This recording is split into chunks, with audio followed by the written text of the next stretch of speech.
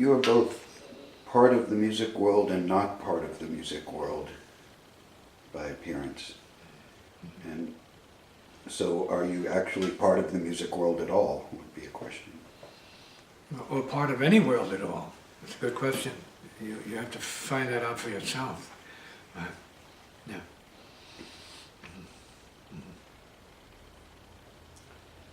To what extent does one have to participate in the musical world to be a musician, or can one go their own way and be outside it? What do you mean, and be a musician? If you're not a musician, how and when are you supposed to become a musician? For example, somebody who studies music but doesn't perform.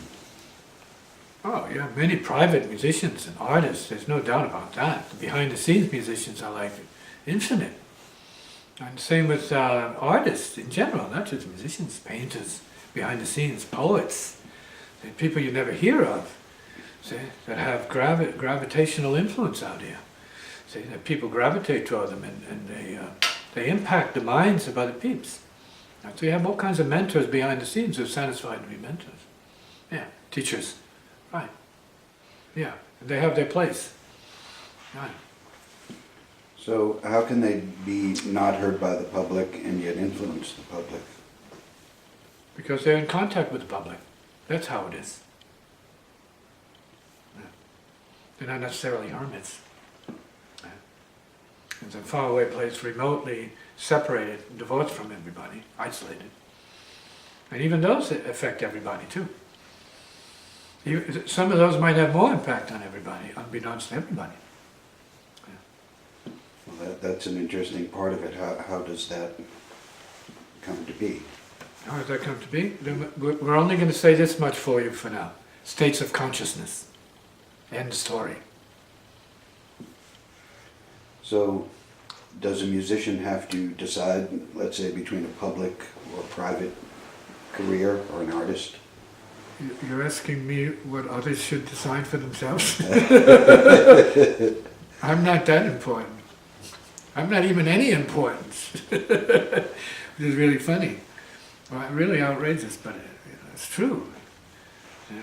The spiritual is not really concerned about influencing other people as a strategy, a stratagem, or some kind of agenda. The spiritual doesn't need an agenda. It has no agenda, so there's no politics about spiritual.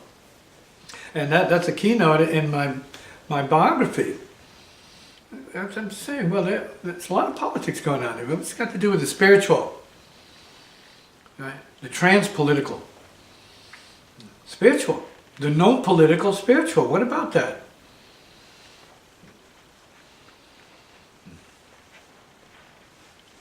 So the non-musical musical. What about that? Right? Do you as a musician need an audience? No, absolutely not. There is no audience. Because there's no musician. You gotta get it real now. So no one plays. And if no one plays, no one hears? You could say that, and you just did. I heard it.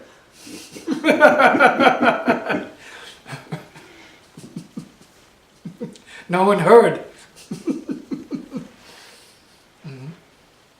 It is so. Yeah.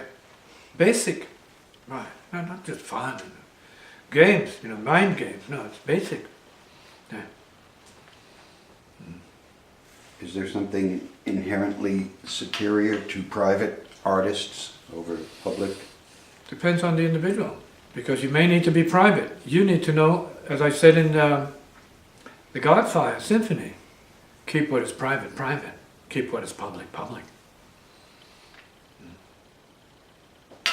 Do you sleep in public? Or do you sleep in private?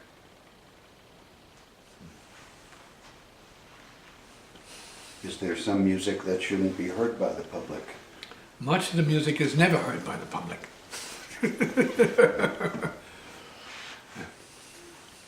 I understand. The greatest music is never heard by the public. Now that is an outrageous statement, made by an outrageous person, so to speak, an outrageous musician. You have to figure out what that means. So assuming that that's a fact and it has nothing to do with ego, then you have to figure out what that means. Then you have to go into hear. And see if you can hear well enough to know what that means. I'm not talking about your pipsqueak education, as common as grains of sand. I'm talking about something else. Experience, beyond human nature. Seeing into the true nature of what is, what the universe is made of. Is creating music or art for the public too much of a compromise in some cases, where somebody should keep their art private and work in another field to generate their money? If you say so, they should, right? I'd say do what you have to do and rest well with that.